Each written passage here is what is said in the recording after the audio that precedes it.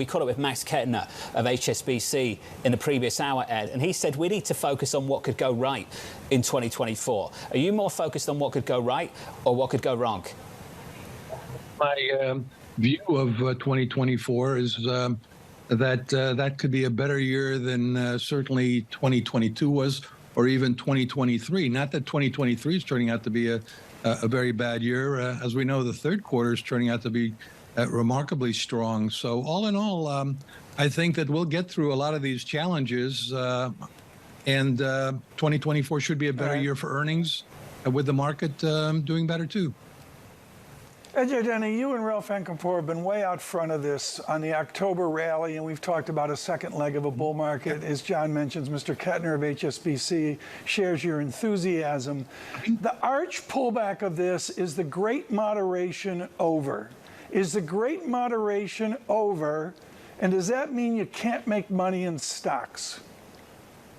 Well, I've been really debating in my commentaries about whether it's going to be the great inflation of the 1970s, or it might very well turn out to be the roaring 2020s.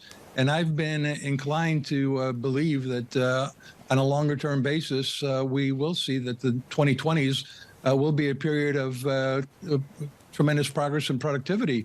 And I was making that point before the pandemic, and the pandemic sort of got in the way because it really messed up the productivity story big time as people quit left and right. But I think we're making a comeback. I think productivity bottomed actually in 2015.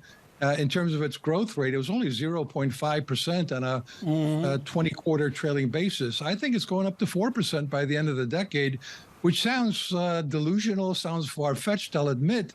But those are the kind of peaks we've had in previous growth cycles in productivity, and I think that's where we're heading. Right. Does a real rate, and some would say a higher real rate, an inflation-adjusted rate, does that impinge on your enthusiasm?